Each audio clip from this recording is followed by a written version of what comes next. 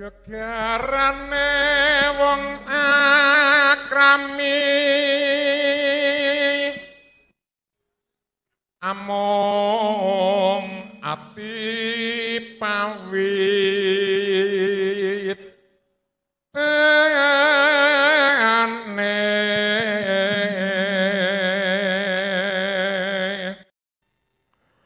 Assalamualaikum warahmatullahi wabarakatuh. Salam Rahayu.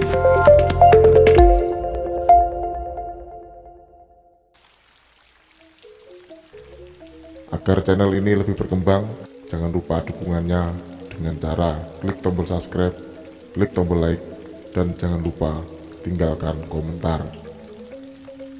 Tonton juga video saya yang lain. Untuk linknya sudah saya sediakan di kolom deskripsi.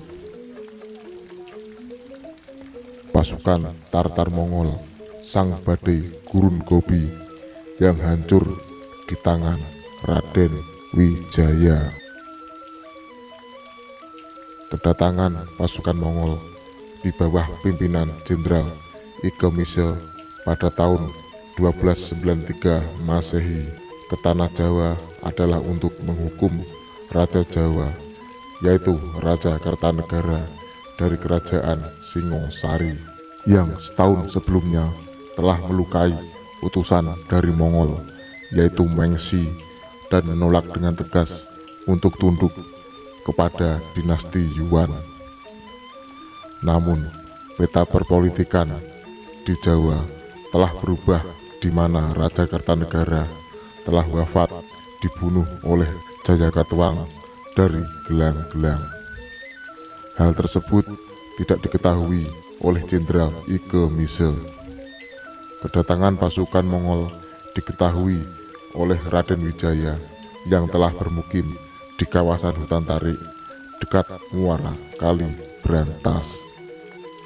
Kedatangan pasukan Mongol disambut oleh Raden Wijaya dengan sukacita, ibarat kata mendapatkan durian runtuh. Untuk membalas dendam kepada Jayakatwang dengan pasukan gelang-gelang yang telah menghancurkan kerajaan Singosari dan membunuh Raja Kertanegara yang tak lain adalah ayah mertua dari Raden Wijaya. Bersama dengan penguasa Sumenep, yaitu Arya Wiraraja yang dikenal sebagai seorang diplomat ulung yang telah banyak menolong Raden Wijaya, termasuk mendapat tanah pemukiman di hutan tarik dari Jayakatwang. Raden Wijaya dengan didampingi Arya Wiraraja segera menemui Jenderal Ike Misel. Dengan kecerdikan Raden Wijaya dan kefasihan Arya Wiraraja yang terkenal sebagai seorang diplomat ulung, mereka sukses meyakinkan Jenderal Ike Misel mendapatkan bantuan pasukan dari Raden Wijaya. Tentu saja membuat Jenderal Ike Misel sangat senang.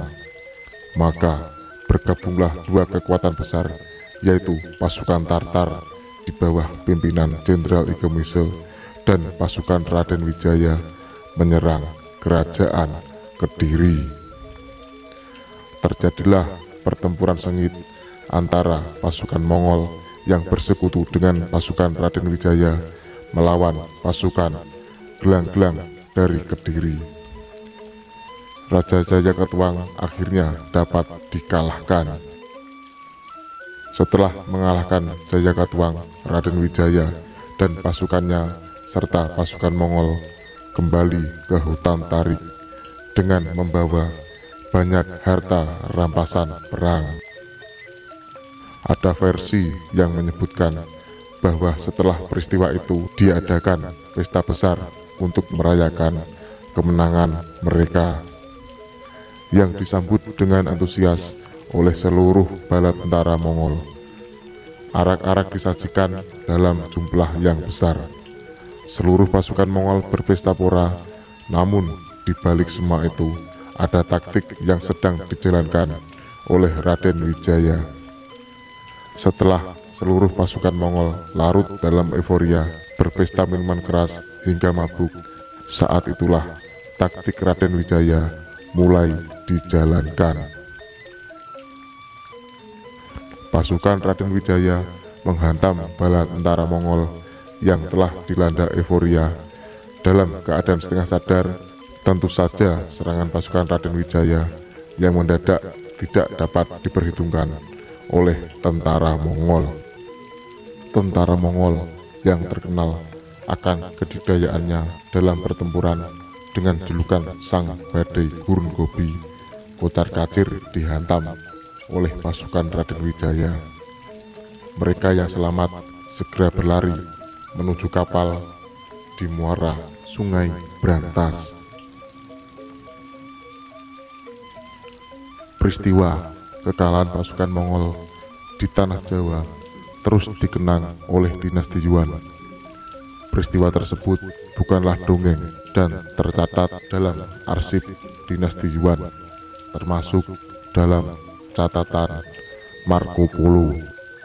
Beberapa bulan kemudian, setelah suasana kondusif, Raden Wijaya mendirikan kerajaan baru di kawasan hutan tarik dengan nama Kerajaan Majapahit pada tanggal 15 Kartika 1215 Saka atau 10 November 1293 dan bergelar Prabu Kertarajasa Jayawardhana. Itulah tonggak dimulainya sebuah kerajaan Majapahit yang kelak menjadi sebuah imperium besar yang mencapai puncak kejayaan pada era Ribuana Tunggadewi dan Prabu Hayam Wuruk dengan mahapatihnya Gajah Mada. Inilah sedikit gambaran tentang pasukan Tartar Mongol yang harus kalah melawan strategi pasukan Majapahit yang dipimpin oleh Raden Wijaya.